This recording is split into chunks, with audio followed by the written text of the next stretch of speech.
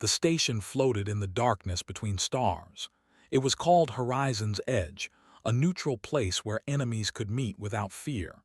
At least, that was what everyone believed. Commander Min stood at the observation window, watching ships arrive. His reflection stared back at him, a man in his early 30s with tired eyes. 15 years of war did that to a person. 15 years of watching friends die, colonies burn, and hope fade away like smoke in space.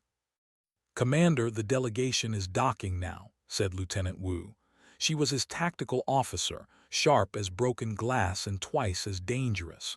She stood behind him with her hand near her weapon, old habits from the war. "Good," Min said. He turned from the window. "Are we ready?" "As ready as we can be for meeting with the bastards who killed 1 million of our people," Wu replied. Her voice was flat, emotionless. That was her way of showing anger. Dr. Wu approached them carrying a data pad. He was there, an expert on alien cultures. He looked nervous. "I've reviewed their cultural protocols again. The value direct communication. They see elaborate courtesy as weakness." "Then we'll be direct," Min said. He straightened his uniform. It was not a military uniform but a diplomatic one. Blue and silver, the colors of Earth's coalition. He had worn combat armor for 10 years. This felt strange, like wearing paper instead of steel. They walked through the station's white corridors. Other diplomats nodded as they passed. Everyone knew who Min was. The soldier who became a peacemaker. The man who had lost his entire unit in the Battle of Sgate, then spent 5 years learning to talk instead of fight. The conference room was large and cold. A round table sat in the center, half for humans and half for. Min took his seat. Wu sat beside him. Across the room, 3 more humans from Earth's government waited. They looked important and uncomfortable. The doors opened. They entered. They were tall, nearly 7 feet, with skin like dark purple leather. Their eyes were large and yellow, set deep in faces that looked almost human but wrong in ways hard to describe. They wore robes of deep red, decorated with symbols of their empire. Ambassador led them. He was older than the others, his skin darker, his movements slow and careful. He looked at Min and showed his teeth. In culture, that meant respect. In human culture, it looked like a threat. "Commander Min said in perfect English, 'We meet at last. Your reputation travels far.'" "Ambassador," Min replied. He did not smile. "Shall we begin?" They sat. For 3 hours they talked. They proposed a ceasefire. They would stop attacking human colonies if humans stopped defending the border systems. They would share the resource-rich planets between their territories. Mining rights would be split equally. It sounded too good to be true. "Why now?" Min asked. "You've been winning the war. Why offer peace?" His yellow eyes did not blink. "Because war is expensive, Commander. We lose ships, soldiers, resources. You lose the same. Both our peoples suffer. Is it not logical to stop the suffering?" "Logic and trust are different things," Wu said. Her hand was still near her weapon. "Trust must begin somewhere," another said. This one was younger, with lighter skin and quick movements. "We offer the first step. Will you take it?" Min looked at the documents on the table. Territory maps, resource agreements, trade protocols. Everything was detailed, professional, and fair. Maybe too fair. But he thought of the colonies, the children growing up without parents, the soldiers dying in ships far from home. He thought of peace. "We need time to review these terms," Min said. "Our government must approve." "Of course," said. "Take 3 days. We will wait here on the station. Then we will meet again and sign the accord." The meeting ended. They left first, their red robes flowing behind them like blood in water. Min sat still, staring at the empty chairs across from him. "Something's wrong," Wu said quietly. "I know," Min replied. "They're too eager," Wu added. "In all my studies of culture, they never make the first move toward peace. They wait for their enemies to beg." "Maybe they've changed," one of the Earth officials said. He was an older man, fat and comfortable. Maybe they're tired of war just like us. Maybe, Min said, but he did not believe it.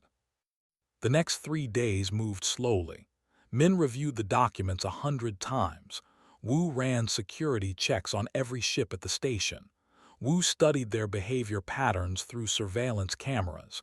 Everything seemed normal. Everything seemed wrong. On the 3rd day, Earth's government sent their approval. The peace accord would be signed. Min was authorized to represent humanity. He stood in his quarters that night, looking at his reflection again. Tomorrow, he would sign a document that might end the war. Tomorrow, he might save millions of lives. Tomorrow, humanity might finally have peace. He did not sleep well. The signing ceremony was scheduled for noon station time. The conference room was decorated with flags from both civilizations. Cameras recorded everything for history. Diplomats from neutral alien species attended as witnesses. Min entered with his team. They were already there, standing by the table. The peace accord sat in the center, a simple document that would change everything. Gestured to the table, "Shall we make history, Commander?" Min nodded. He walked to the table and picked up the pen. It was an old-fashioned thing, using ink instead of digital signatures, a symbol of trust, of permanence. He read the document one last time, then signed his name at the bottom. Sign next. His writing looked like sharp scratches on the paper. "It is done," the said. He extended his hand to Min. "May peace last forever between our peoples." Min reached out to shake the ambassador's hand. He turned slightly to face properly. He never saw the weapon. The energy blast hit him in the back, right between his shoulder blades. His body jerked forward. Pain exploded through his chest, white and terrible. He felt his legs give out. The floor rushed up to meet him. He heard Wu screaming, heard weapons fire, heard chaos erupting around him. He lay on the floor, blood spreading beneath him. His vision blurred. Through the haze, he saw standing over him. The ambassador was not smiling anymore. "Peace," said softly. "There is no peace for humanity, only death." They were running, fighting their way to the docking bay. Alarms blared. The station shook with weapons fire. Min tried to move but could not. His body would not respond. He could only lie there, bleeding, dying, while the promise of peace died with him. His last thought before darkness took him was simple. They lied. They always lied. Then nothing. Min woke to pain and the smell of antiseptic. His eyes opened slowly. White ceiling, bright lights, the steady beep of medical equipment. He tried to move and gasped. Fire ran through his entire body, from his neck down to his toes. "Don't move." A woman's voice, calm and professional. "You're alive, but barely. Moving will make things worse." He turned his head slightly. A doctor stood beside his bed. She was young, maybe 30, with dark circles under her eyes. Her name tag read Dr. Bin. "Where?" Min's voice was rough, broken. "Where am I?" "Medical frigate Mercy's Hand," Bin said. She checked a monitor beside his bed. "You've been unconscious for 6 days. You're lucky Lieutenant Wu got you out of there, or you'd be dead." "The escaped. They had a battle group waiting just outside the neutral zone. Killed 40 people on the station before fleeing. The peace talks were a trap, Commander. They wanted you dead." Min closed his eyes. He had known something was wrong. He should have trusted his instincts. But he had wanted peace so badly that he had ignored the warning signs. "How bad is it?" he asked. Bin was quiet for a moment. "The energy blast destroyed 3 vertebrae in your spine and burned through to your heart. Your heart stopped twice during surgery. We saved your life, but..." "But what?" "You'll never walk again. Not with your natural spine. The damage is too severe." Min stared at the ceiling. A soldier who could not walk. A diplomat shot in the back. What was he now? Nothing. Just a broken man in a hospital bed. "There's another option," Bin said carefully. She pulled up a holographic display. It showed a spine made of metal and light. Experimental neural augmentation, combat grade. We can replace your damaged spine with this. You'll not only walk again, you'll be stronger, faster. Better reflexes, enhanced strength, improved healing. Why would you give me that? Because the war just got worse, said a new voice. Min looked toward the door. A man in intelligence uniform stood there. He was tall and thin, with sharp eyes that missed nothing. His name was, and Min had worked with him before the peace talks. What happened? Min asked. Approached the bed. He looked tired, angry, and something else. Sad, maybe. While you were recovering, the launched their real attack. The peace talks were a distraction. They were positioning their fleet the whole time. Where did they attack? Hesitated. New Sol colony. They hit it hard. Orbital bombardment, ground forces, the works. The colony had minimal defenses because we thought we were negotiating peace. Min's blood ran cold. My sister, she was stationed there. I know, said quietly. I'm sorry, Min. The casualty lists are long. We haven't found her yet. She's listed as missing. Missing, not dead, but not alive either. Lost somewhere in the ruins of a burning colony. Something broke inside Min, something that had held him together through 15 years of war, through the death of his unit, through choosing peace over vengeance. It shattered like glass. Do the surgery, he said to Ben. His voice was cold now, empty of everything except purpose. Make me stronger. Ben nodded. It will hurt. The rehabilitation will be worse than the surgery itself. I don't care. The surgery took 18 hours. Min was awake for most of it, feeling them cut into his back, feeling the old spine come out piece by piece, feeling the new one go in. The neural augmentation was not just metal. It was technology that bonded with his nerves, his brain, his very thoughts. When it was done, he could not move for 3 days. Then the rehabilitation began. Physical therapist made him stand. His legs shook like branches in a storm. He fell. They made him stand again. He fell again, and again, and again. On the 10th day, he walked 3 steps. On the 20th day, he walked across the room. On the 30th day, he ran. The augmentation did more than fix his spine. It made him something new. His reaction time was twice as fast as normal humans. His strength was triple. He could see trajectories in his mind, calculate angles and movements before they happened. The military called it combat precognition. It was not magic. It was just his brain processing information faster than possible before. Wu visited him every day during his recovery. She brought news from the war. It was all bad. They were pushing hard, taking system after system. Humanity was losing. Command wants to see you, she said on the 40th day. They have a mission. Min was doing pull-ups when she arrived. He dropped from the bar and landed perfectly balanced. The old him would have been sore.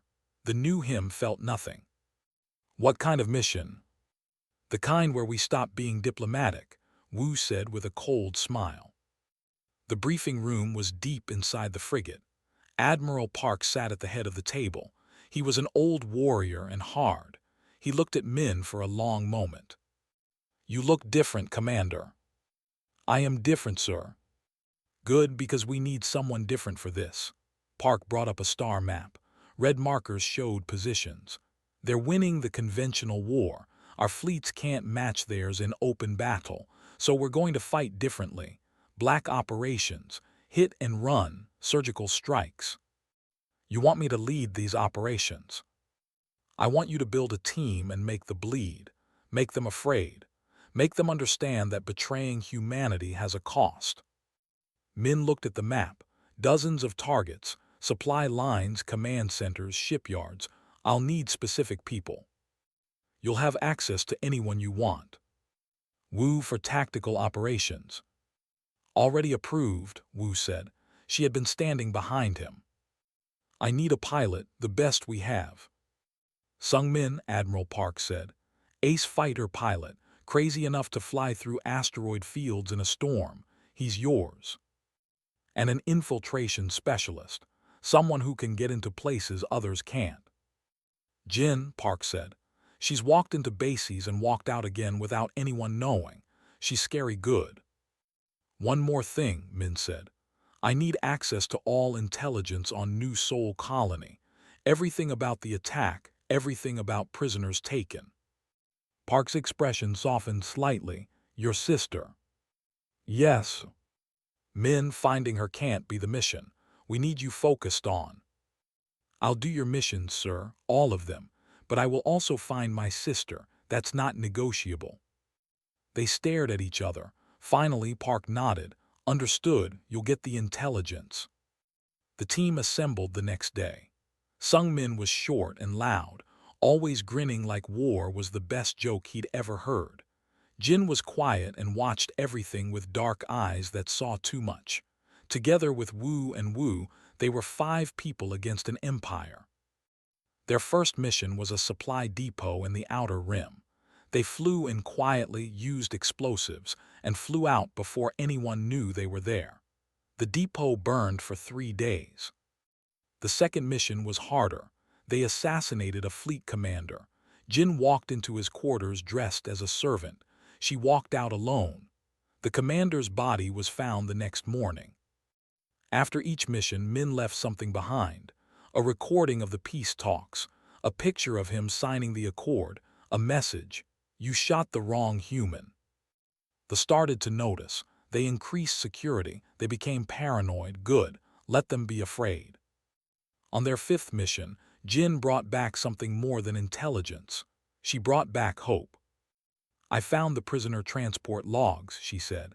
From New Soul, your sister's name is on it. Min's heart, the one that had stopped twice on the operating table, began to beat faster. Where is she? Prison complex on 9. High-value prisoners. They're keeping her alive because she knows about our defense networks. Then we're going to get her.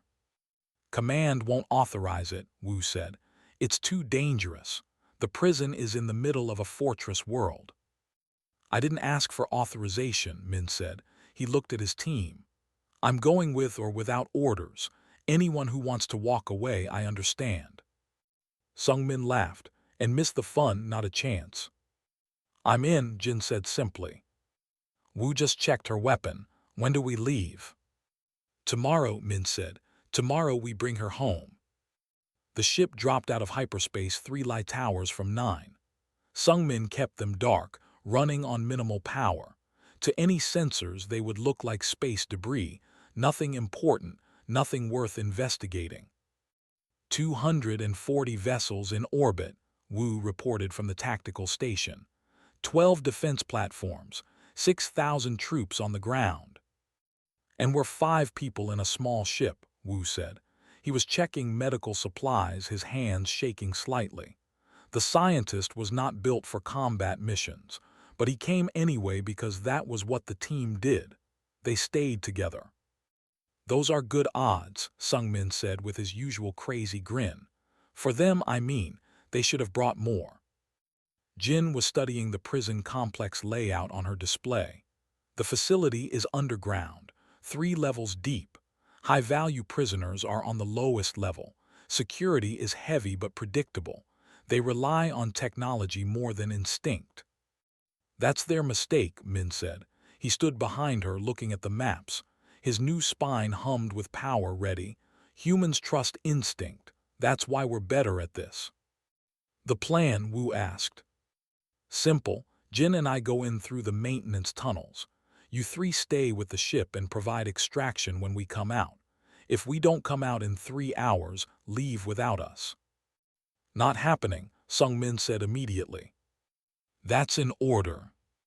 Good thing I never follow those, the pilot replied. Min did not argue. He knew his team. They would wait forever if they had to. They spent the next 6 hours drifting closer to 9. Sung Min used micro-thrusters, adjusting their trajectory to look natural, like an asteroid caught in the planet's gravity. It was delicate work. One mistake in defense platforms would turn them into particles. When they reached low orbit, Jin and Min suited up. Black armor, no markings, weapons that made no sound. They looked like shadows given form. "Remember," Jin said as they prepared to drop, "see better in low light than humans. We use that against them. Go bright, blind them, then move in darkness." "Got it." They dropped from the ship in a small pod. It fell through the atmosphere like a meteor, burning and screaming. At the last moment, retro thrusters fired. They landed hard in a rocky canyon 50 kilometers from the prison. The pod's computers fried themselves, destroying all evidence. Min and Jin started walking. 9 was a cold world. The air was thin, hard to breathe even with filters. The ground was black rock and purple moss that glowed faintly in the darkness. 2 moons hung in the sky like watching eyes. They reached the maintenance tunnel entrance after 2 hours of walking. Jin pulled out her computer and interfaced with the lock. 30 seconds, she whispered. Min watched the horizon. His augmented senses picked up movement 3 kilometers away, patrol vehicles. "We have company." 10 seconds. The vehicles were getting closer. Min could hear them now, engines growling across the wasteland. 5 seconds. The headlights appeared in the distance. "Got it." The door slid open. They dove inside and Jin sealed it behind them. Outside, the patrol passed by, never knowing how close they had come. The maintenance tunnel was narrow and dark. They crawled for an hour, moving deeper underground. Min's augmented spine helped him move silently despite his size. Every motion was controlled, precise, efficient. They emerged in a ventilation shaft overlooking the second level of the prison. Below them, guards walked patrol patterns. Cameras swept back and forth. 8 guards, 4 cameras, 2 automated turrets, Jin whispered. "The turrets are the problem. They're keyed to detect any movement that doesn't match biological signatures." "Can you disable them?" "Not without alerting the entire facility." Min thought. His new brain processed options faster than before. What if we give them something else to shoot at? He pulled a small device from his belt. It was a remote drone, barely larger than a coin. He tossed it into the corridor. It flew down, making noise, moving erratically. The turrets tracked it immediately and fired. Alarms started blaring. "What are you doing?" Jin hissed. "Creating chaos." Min dropped through the vent shaft, landing among the confused guards. His fists moved like lightning. 1 guard fell, 2, 3. His augmented reflexes made him faster than they could follow. Jin sighed and followed him down. She was not as strong, but she was precise. Her knife found weak points in armor, throats, hearts, silent and efficient. 30 seconds later, 8 guards lay dead and both turrets were smoking ruins. "That was not subtle," Jin said. "Subtle takes too long." Min moved to the door leading to the 3rd level. "Now they know we're here. Now they're afraid." They fought their way down. More guards came. More guards died. Min's augmentation made him a weapon. He moved through them like wind through grass, unstoppable, inevitable. Jin covered his blind spots, protected his back, killed anyone he missed. The 3rd level was different. It was quiet. The walls were reinforced metal. Each cell had its own security system. At the end of the corridor, a heavy door waited. The high-value prisoner section. Min approached the door. His heart was beating fast now, was on the other side. His sister, his family, the only family he had left. Jin hacked the door controls. It took her 3 minutes, longer than usual. The security here was serious. The door opened. Inside were 10 cells. 9 were empty. 1 held a woman. She sat against the wall, thin and bruised. Her clothes were torn. Her hair was matted. But when she looked up and saw Min, her eyes went wide. Min's voice was rough, broken. "Is this real?" He opened her cell and pulled her into his arms. She felt small, fragile, like she might break. "It's real. I'm getting you out of here." She held him tight, shaking. They asked me questions about Earth's defenses, about the fleet positions. I didn't tell them anything. I swear I didn't tell them. I know, you're safe now. No, pushed back from him. Her eyes were serious despite the tears. You don't understand. They didn't keep me here just to ask questions. They wanted me as bait. They knew you would come. This is a trap, Min. As if summoned by her words, the lights in the corridor changed from white to red. Emergency lockdown. Steel doors slammed shut at both ends of the corridor. They were sealed in. Well, Jin said calmly, reloading her weapon, she's not wrong. Min's communication device crackled. A voice came through, speaking perfect English. Commander Min, how good of you to come. He knew that voice, Admiral Human, one of Earth's own commanders. Min said coldly, you're working with them. Working with them, laughed. No, Commander, I'm helping them destroy you. There's a difference. Why? Because people like you get all the glory. The hero soldier who became a peacemaker, the decorated warrior.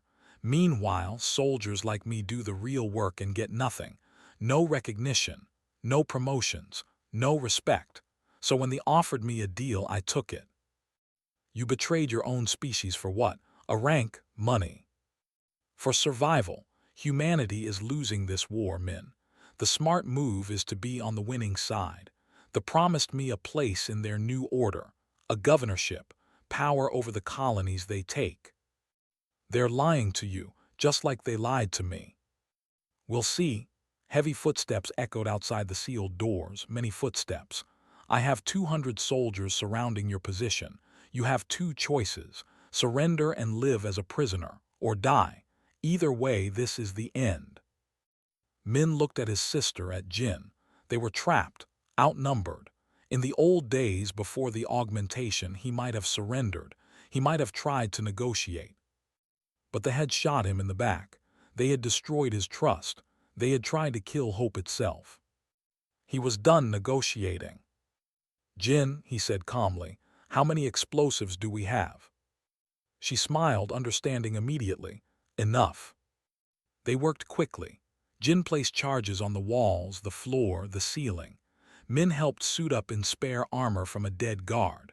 Outside, they could hear ordering his forces to breach the doors. This is going to be loud, Jin warned. Good, Min said. I want them to hear us coming. The doors exploded inward. Soldiers poured through, weapons ready. They found an empty corridor. Below them, through a new hole in the floor, they could hear weapons fire and human laughter echoing through the maintenance tunnels. They ran through the maintenance tunnels like ghosts pursued by thunder. Behind them, the sounds of pursuit grew louder.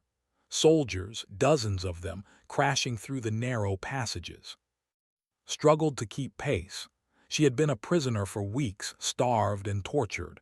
But she was a soldier's sister and she did not complain. She just ran. How far to extraction? Min asked into his communicator. Sung Min's voice came back, crackling with interference. 1/2 kilometer, but we have a problem. Brought 3 gunships.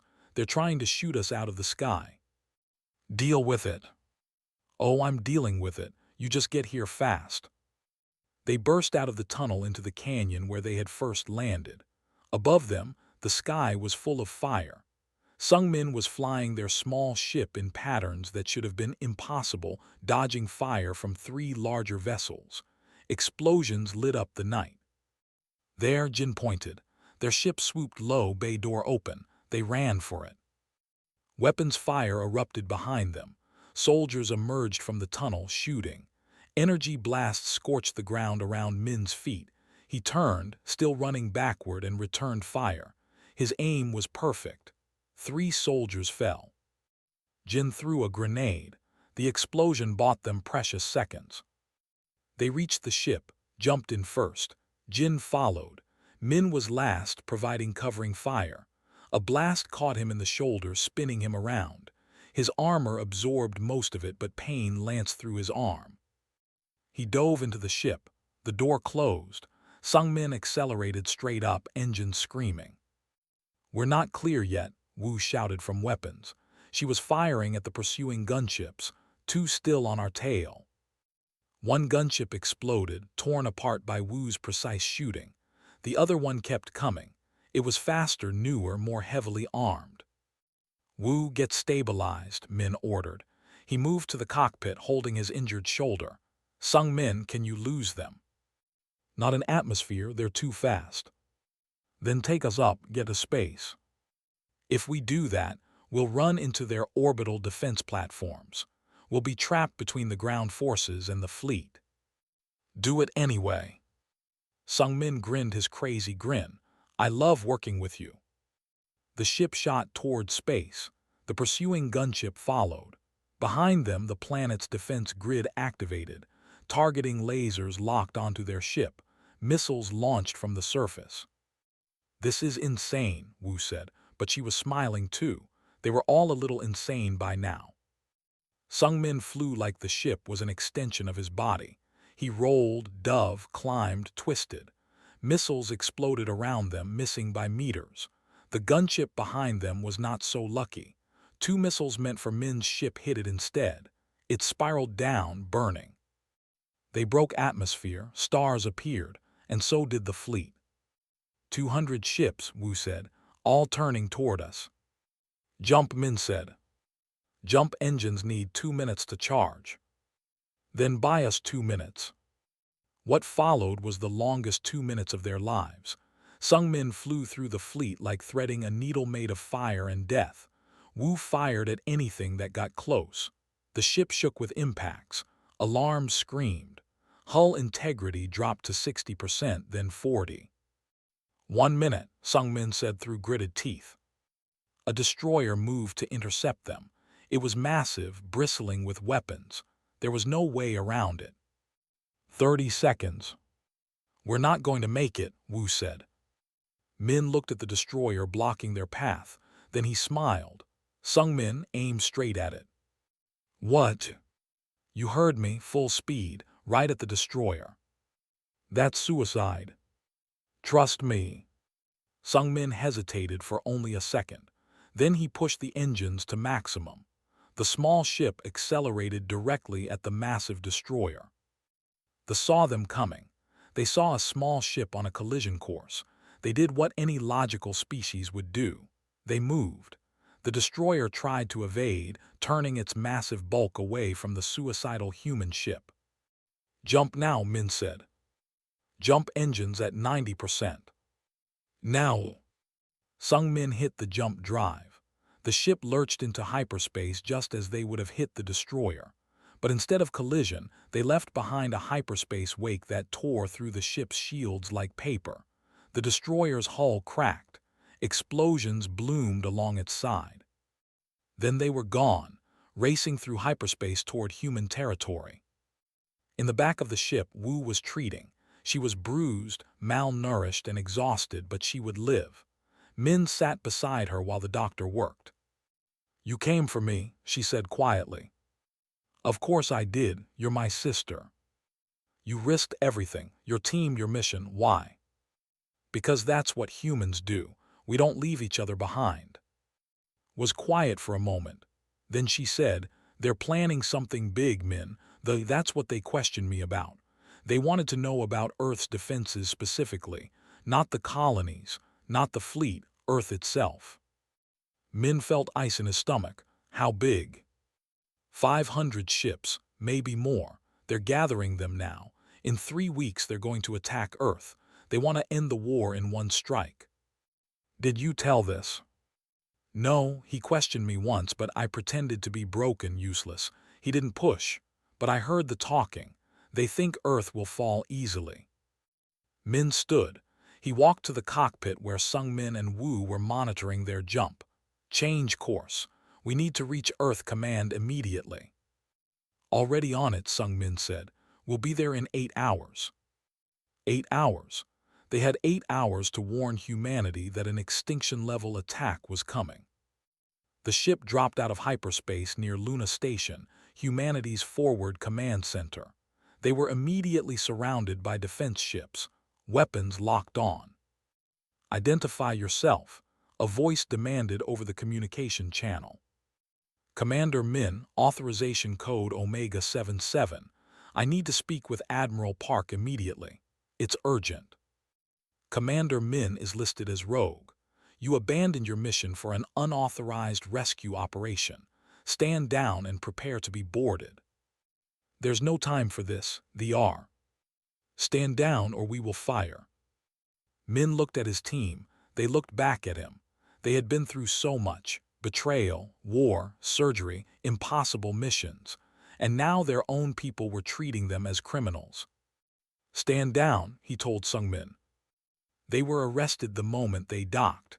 Marines took their weapons and escorted them to a holding cell. All of them except she was taken to medical. They sat in the cell for 2 hours before Admiral Park arrived. The old warrior looked tired and angry. Do you know what you've done? Park said. You abandoned your mission. You went rogue. You started a military incident on a fortress world. 300 enemy soldiers dead. A destroyer damaged. All for one person. She's my sister, Min said. She's one soldier. We're fighting a war. Personal feelings can't. They are going to attack Earth, Min interrupted. 500 ships, 3 weeks. Heard them planning it. Park stopped. What? It was always their plan, sir. The peace talks were a distraction.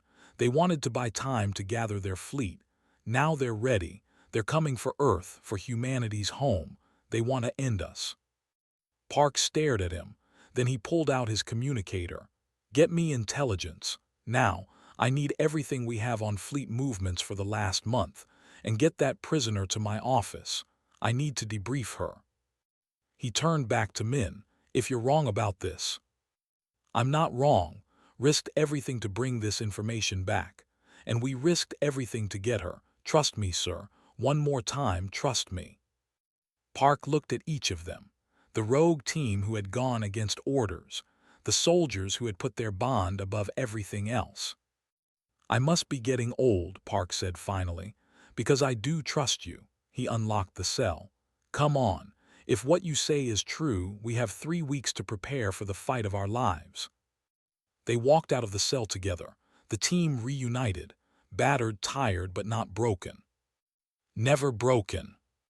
Behind them, Sungmin laughed quietly. 3 weeks to save the world. That's more time than we usually get. Shut up, Wu said, but she was smiling. The war room was full of people arguing. Admirals, generals, politicians. Everyone had an opinion.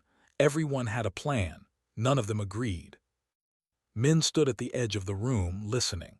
3 weeks had passed since they rescued. 3 weeks of preparation, fortification, and fear. Now the fleet had arrived.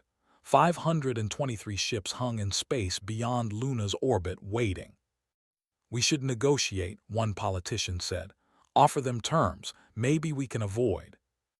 They shot our negotiator in the back, Admiral Park said coldly. There will be no more negotiations. Then we defend, another admiral said. Use the defensive grid, fight them at range.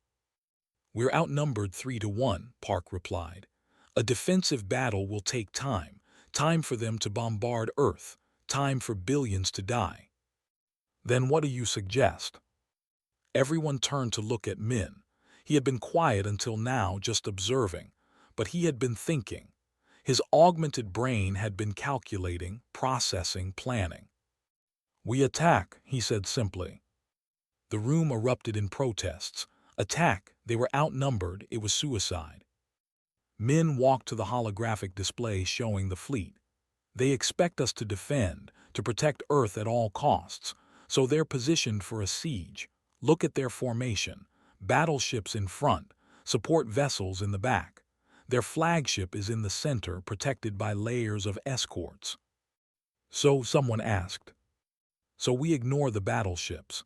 We punch through their formation with everything we have. Small ships, fast ships, fighters, we target the flagship, kill their command structure, create chaos. That's insane, an admiral said. We'd lose half our fleet just trying to reach it. We'll lose everything if we don't try, Min said. The fight with tactics, with strategy. They're logical, predictable, but humans, we're crazy. We do things that make no sense. That's our advantage. Park studied the display. A boarding action. You want to board their flagship. Not just board it, cripple it, kill their commander, break their will to fight. Even if we reach it, their flagship will have thousands of soldiers inside. You'll be outnumbered 100 to 1. Min smiled. It was not a kind smile. Good, then it's a fair fight. The plan was approved because there was no better option. Every available ship was prepared for the assault, every pilot briefed, every soldier armed. In the hangar bay, Min's team gathered one last time. They wore powered armor now, the heavy kind made for boarding actions. Wu checked her weapons methodically. Sung Min was making jokes that nobody laughed at. Jin was quiet, focused. Wu looked terrified but determined. Approached her brother. She had recovered from her imprisonment, but the scars remained, physical and otherwise. "You don't have to do this," she said. "You've done enough." "Not yet," Min replied. "Not until they understand what it means to betray humanity." "They'll kill you." "Maybe, but they'll remember us. Every alien species in the galaxy will remember what happened when someone betrayed a human." She hugged him tightly. "Come back." "I'll try." The fleet launched. 170 human ships against 523 vessels. It should have been a massacre. Maybe it would be. But humans had decided long ago that dying on their feet was better than living on their knees. The battle began at the edge of Luna's orbit. The battleships fired first, massive energy beams that could cut a ship in half. Human vessels scattered, diving and weaving. Fighters swarmed like angry insects. "All ships," Admiral Park broadcast. "Execute plan Hammer, push through, make for the flagship." The human fleet formed a spear point. Destroyers in front, taking the heaviest fire. Cruisers behind, providing covering fire. Small, fast-attack ships in the center, protected and waiting. They crashed into the lines.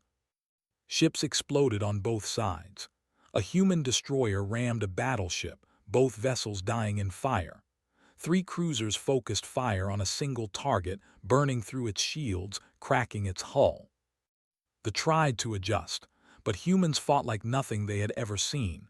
No formation, no retreat, just forward, always forward toward the flagship.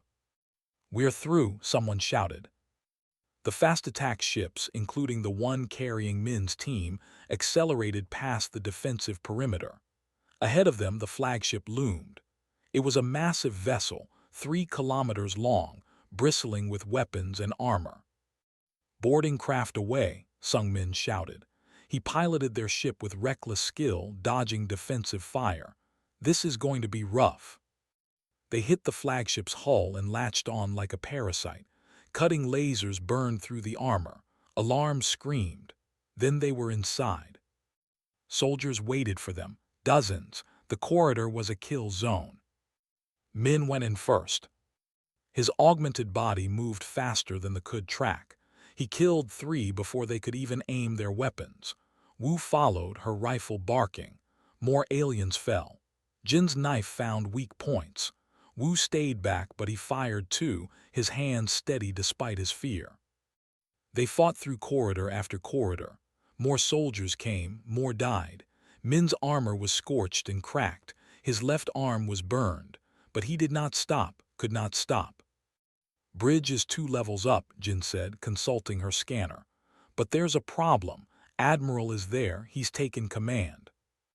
"Good," Min said. "I have words for him." They reached a large chamber, some kind of assembly hall. Waited there with 50 honor guards. The human trader wore powered armor like theirs, but better, newer. Probably a gift from his new masters. Min said, "I knew you'd come. You're so predictable, so heroic, so stupid. You betrayed your own species for what? For power. For a promise they'll never keep. For survival," shouted. "Humanity is weak. We lose because we're soft. We care about peace, about mercy, about honor. They understand strength. I chose the winning side." "There are no winning sides in betrayal," Min said. "Only losers wearing different uniforms." He charged. The battle that followed was brutal. Armor made him strong, but Min's augmentation made him unstoppable. They crashed together like colliding planets. The honor guards fought Min's team, the chamber filled with weapons, fire, and screams. Min's fists dented armor. The traitors' counterattack broke two of Min's ribs. They grappled, punched, kicked. Two humans trying to kill each other while aliens watched. "You can't win," gasped. "Even if you kill me, the fleet will destroy Earth." "We'll see." Min's hand found a weakness in his armor, a joint where the plates met. He grabbed, twisted, and pulled. The armor tore, screamed. Min did not stop. He pulled harder. The armor came apart. So did the man inside. Fell broken and bleeding. "They'll remember you," he whispered, "the man who threw away peace." "No," Min said. "They'll remember the man who proved that betraying humanity has consequences." Died. The honor guards, seeing their human commander fall, hesitated. That hesitation cost them. Wu, Jin, and Wu killed them all. They reached the bridge. Ambassador stood at the command console, his yellow eyes wide with shock. All around him, officers lay dead or dying. Min's team had cut through them like a knife through silk. "You said, but you died. I shot you myself." "You shot a diplomat," Min said. He walked closer, his weapons lowered but his fists clenched. "You thought killing one human would break us. You were wrong. Every human you kill, you make 1,000 more angry. Every betrayal creates warriors. You shot the wrong human, you should have shot them all." "It doesn't matter," the ambassador said. "My fleet will." "Your fleet is in chaos." Min gestured to the outside. The battle had turned. Without their flagship's coordination, the vessels were fighting as individuals, not as a fleet. Human ships, smaller but more agile, were exploiting every mistake. "You're losing." His hand moved toward a weapon. Min caught his arm and twisted. The ambassador fell to his knees. "Broadcast a message," Min ordered. "Tell your fleet to surrender, or I destroy this ship with all of us on it." "You wouldn't. Humans don't." Min's hands moved to the ambassador's throat. "We don't betray, we don't shoot people in the back, but we do remember, and we do finish what others start. Broadcast now." Looked into Min's eyes and saw death looking back. He broadcast the surrender. The fleet, they jumped to hyperspace one by one, running like cowards from the humans they had tried to destroy. 3 days later, formal peace negotiations began. Real ones this time, held in Geneva with witnesses from a dozen neutral species. They signed every term humanity demanded. They paid reparations. They surrendered border systems. They agreed to a century of monitored peace. At the signing, Ambassador was present, so was Commander Min. They did not shake hands. They did not speak. They simply signed the documents while the galaxy watched. When it was done, Min returned to Luna Station. His team was waiting. Wu, Sungmin, Jin, Wu, and they had all survived, changed, but alive. Admiral Park offered him a position as Chief Military Advisor. Min declined. He was done with ranks and titles. Instead, he formed a new unit, a special operations team that would ensure no one ever betrayed humanity again. They would watch, they would wait, and when needed, they would act. On Earth, children learned a new story. They learned about Commander Min, the man who was shot in the back but refused to die. They learned about his team, the 5 humans who boarded an enemy flagship and changed the course of history. And across the galaxy, in the courts and councils of 100 species, ambassadors whispered warnings to each other. "Be careful with humans," they said. "They seem peaceful. They seem weak. But if you betray them, if you think you can break them with violence and lies, you will learn the truth. Humanity remembers, humanity adapts, and humanity never ever forgives betrayal." Min stood at the observation window of the station, looking at Earth below. His sister stood beside him. The sun was rising over the Pacific, painting the world in gold and red. "Was it worth it?" asked. "Everything you sacrificed, everything you became." Min touched his back. where the scar still remained from the energy blast that had killed the diplomat and birthed the warrior. They taught me that peace without strength is just an invitation to betrayal. Humanity learned that lesson. We won't forget it. What now? Now we watch. We wait. We make sure no one ever mistakes our desire for peace as permission to attack us. And if they do? Min smiled. It was a cold smile, a warrior's smile. Then we remind them why you should never shoot a human in the back. We come back, and we finish the job. Behind them the team gathered, ready, waiting, watching. The galaxy had learned a lesson. Humanity was not prey. Humanity was not weak. Humanity was not to be betrayed. Humanity, as the saying went, was something else entirely. Humanity, fuck yeah.